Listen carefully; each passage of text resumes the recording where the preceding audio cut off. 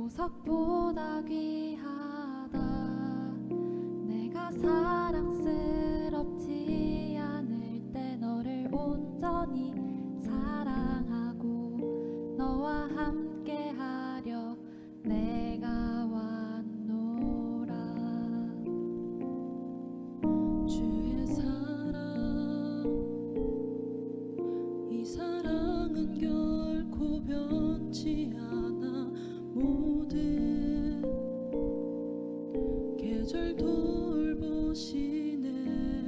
풀은 마르고 꽃은 시드나 주의 말씀은 신실해. 실수가 없으신 주만 바라라.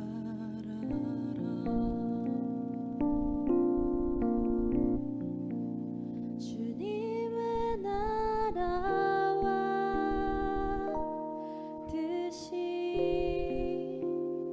나의 삶 속에 임하시며 주님 알기를 주만 보기를 소망해.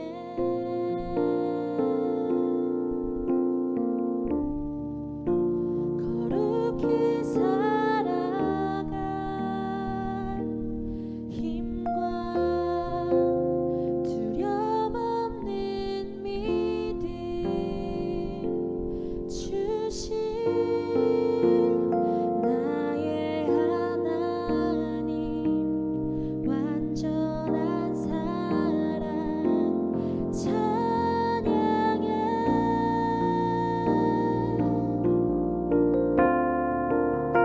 찬양하리 만군의 주,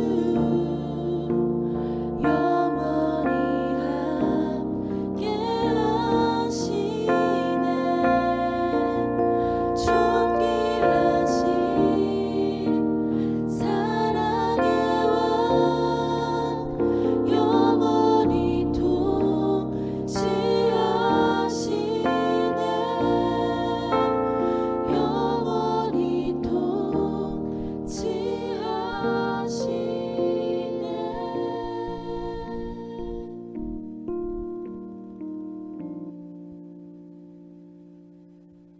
네, 사랑하는 더함 청년 여러분 반갑습니다. 오늘 저희 함께 9번째 맞이하는 시간인데요.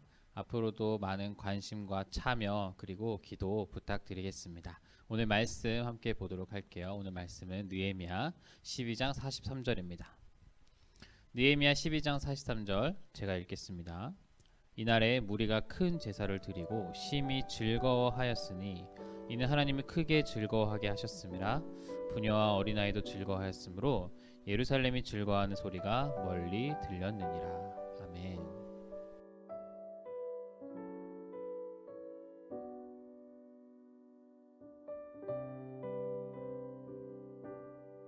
네, 우리는 앞서 느헤미야가 살피고 세우는 과정을 살펴봤습니다. 이제는 세운 것을 지키는 과정을 한번 볼 텐데요. 오늘 본문을 보면요, 이스라엘 백성은 성전을 완공하여서 기뻐 뜁니다. 너무나도 기뻐서 뜁니다. 여러분 생각해 보세요. 얼마나 기뻤겠습니까?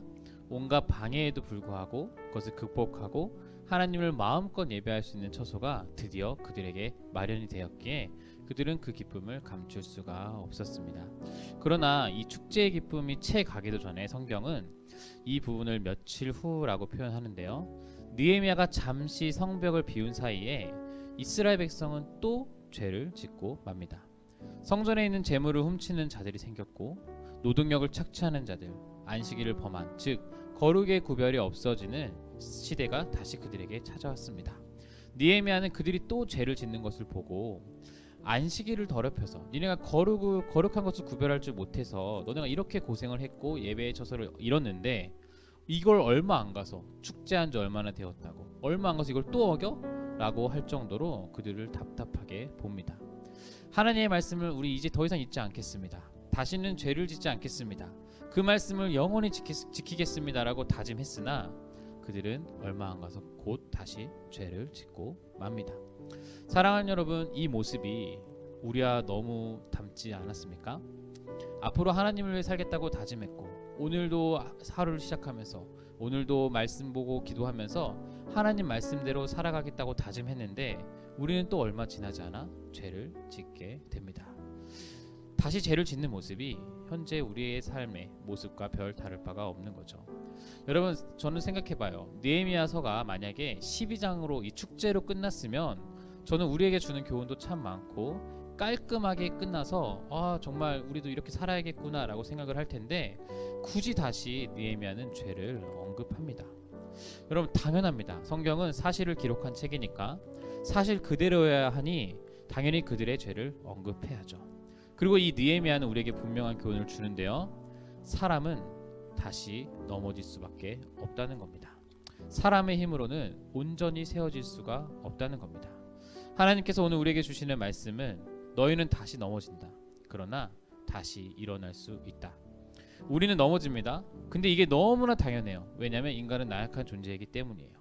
언제 어디서나 사탄의 공격을 받고 무너질 수 있는 존재, 그것이 바로 인간이라는 존재입니다. 그러나 우리는 다시 일어날 수 있습니다. 왜냐하면 하나님이 함께 하시기 때문입니다. 넘어지고 일어나는 것, 저는 이 과정이 바로 지키는 삶, 지키는 자의 삶이라고 생각합니다. 넘어진 채로 쭉 사는 것, 그것은 지키지 못하는 거죠. 그러나 넘어지고 다시 일어서는 것, 그것은 바로 우리의 예배의 처소를, 우리의 신앙의 양심을 지키는 자의 삶으로 살아가는 것과 같습니다. 근데 이게 또 우리 힘으로 하는 게 아니에요. 우리를 완전하게 세우는 분은 바로 하나님이세요. 그리고 그것을 지키게 하는 삶 역시 하나님의 인도하심으로만 가능하죠. 겸손히 인간의 한계를 인정하고 나도 죄를 지을 수 있음을 인정하고 오직 하나님만 바라는 삶이 저와 여러분에게 있기를 간절히 바랍니다. 그래서 넘어져도 다시 일어섬을 보여주면서 우리의 예배의 자리를 지키는, 우리의 거룩한 삶을 지키는 더함 청년부가 되기를 바랍니다. 성령님이 우리와 함께 하실 것을 믿습니다. 꼭 우리의 삶이 무너졌을지라도 다시 그것을 성령님의 도움으로 일으키고 그것을 통해서 지키는 자의 삶을 살아가는 더함 청년부가 되기를 간절히 바라겠습니다. 기도하겠습니다. 거룩하신 하나님, 축제가 얼마 끝나지 않았는데 이스라엘 백성은 다시 죄를 짓습니다. 우리도 하나님을 위해 살겠다고 다짐한 지 얼마 지나지 않았는데 다시 또 죄를 짓습니다. 얼마나 연약한 인간입니까? 그러나 주님, 다시 일어서겠습니다. 이 삶이 계속해서 반복돼도 다시 일어서겠습니다. 그래서 우리의 예배의 자리를 지키고 우리의 신앙의 양심을 지키는 그런 삶을 살아가겠습니다. 성령님께서 늘 우리 가운데 동행하여 주셔서 지키는 자의 삶을 사는 우리가 될 수 있도록, 더함 청년부가 될 수 있도록 인도하여 주시옵소서. 감사합니다. 우리를 죽기까지 사랑하신 예수님의 이름으로 기도합니다.